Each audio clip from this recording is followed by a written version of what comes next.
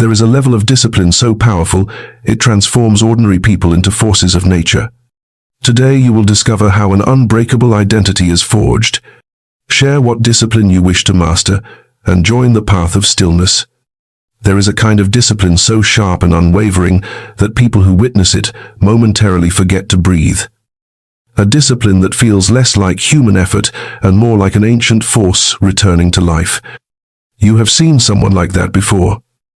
The kind of person who never breaks, who wakes at the same hour every single day, who repeats the same ritual with a steadiness that makes others uneasy, while most people collapse after the third week. While excuses bloom like weeds in the modern world, that one individual keeps moving forward as if pulled by an unseen current. This frightening consistency is not luck, nor is it raw willpower. It is the echo of an old Japanese system shaped by Zen monks. A system forged in silence and perfect repetition. They call it guoji, the practice that perpetuates itself, a discipline without gaps, without the luxury of negotiation.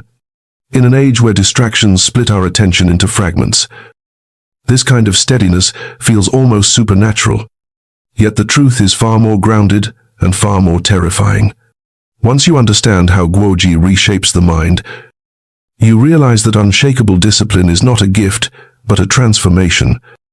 The moment a person stops trying and simply becomes dung.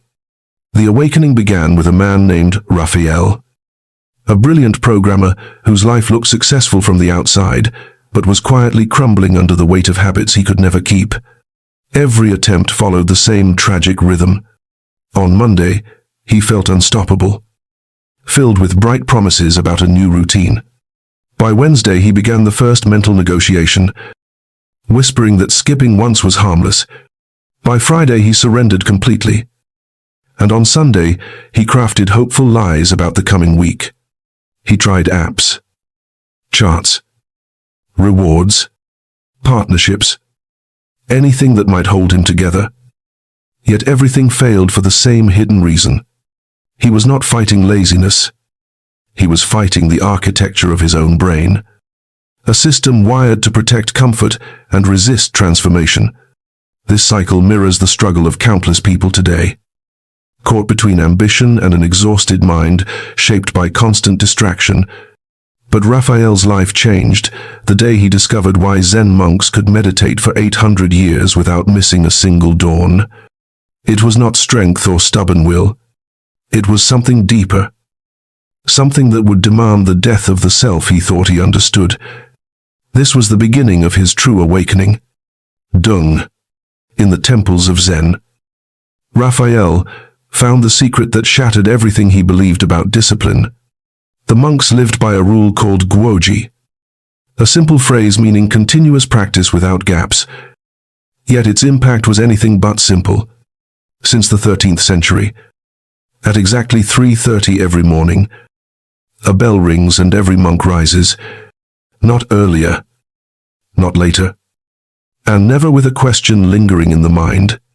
The thought of choosing simply does not exist, because their commitments are carved into identity rather than balanced on intention.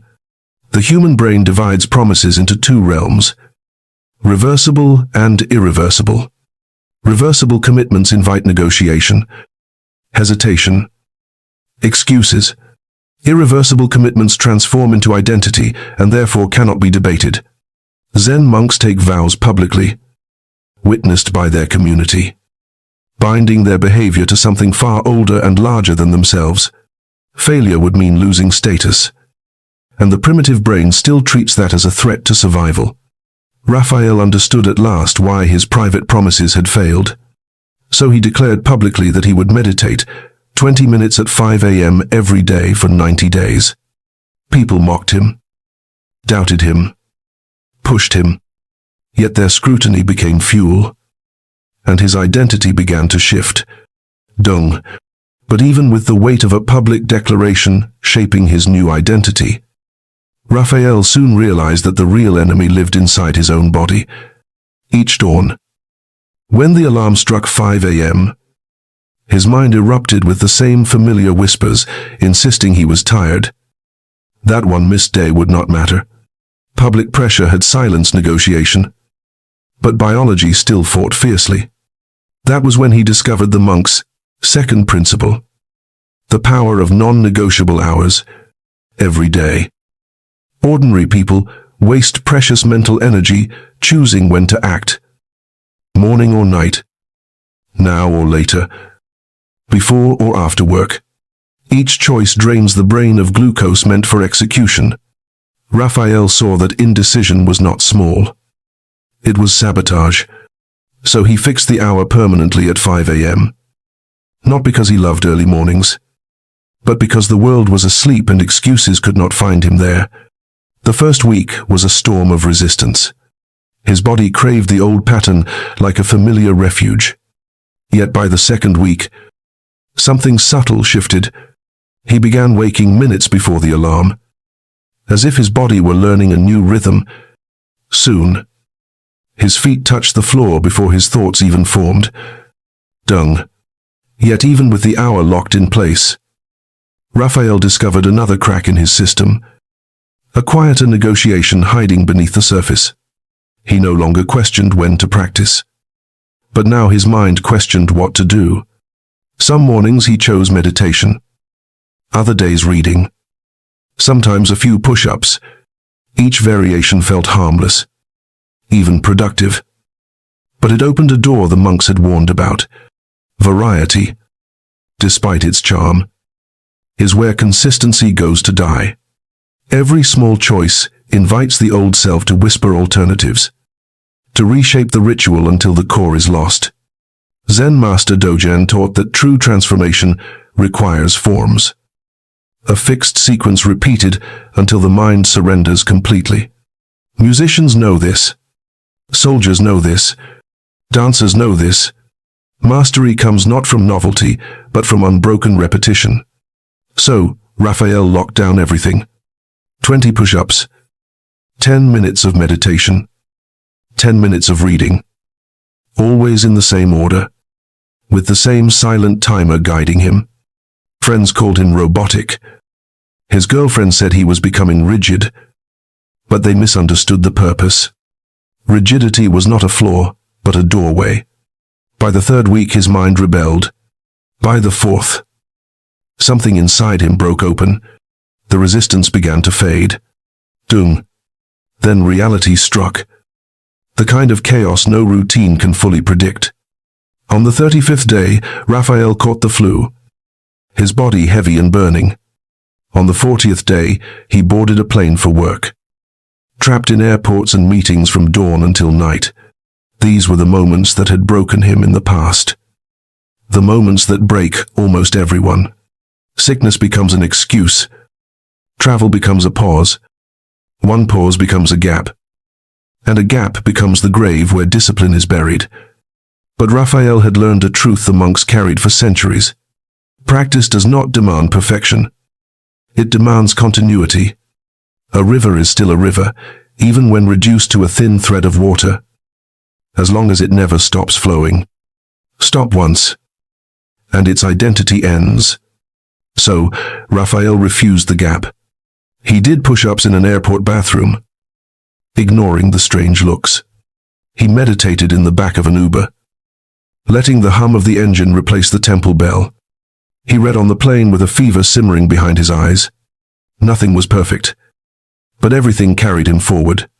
And in that imperfect persistence, he discovered the essence of guoji, the practice that continues itself even when life tries to break it. Dung.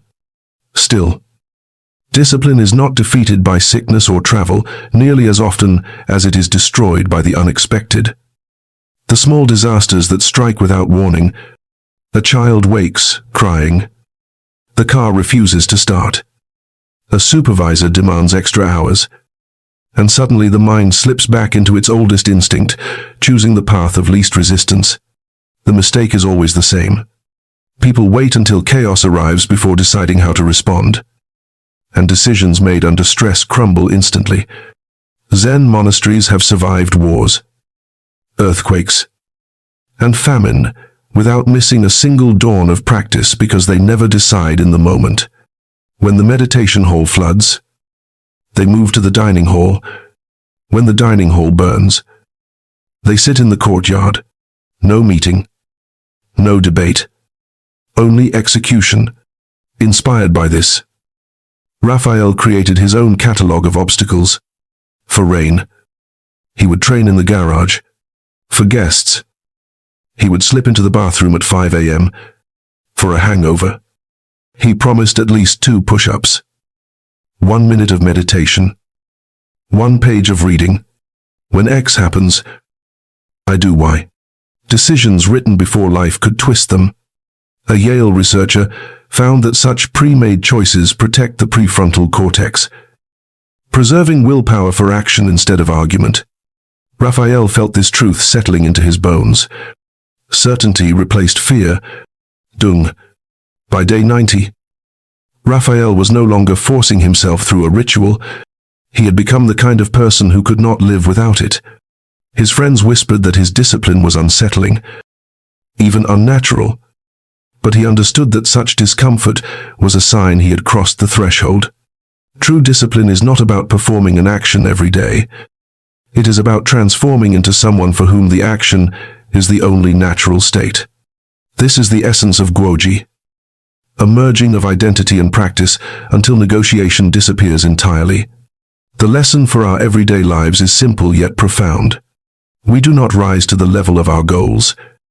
We fall to the level of our systems. When we declare our commitments publicly, fix our schedule, repeat the same sequence, and prepare for every obstacle in advance, we reshape the very architecture of the mind. Consistency becomes less of a battle and more of a truth we inhabit. If this journey speaks to you, subscribe to the Path of Stillness so you never miss the teachings that help you build the life you have long desired.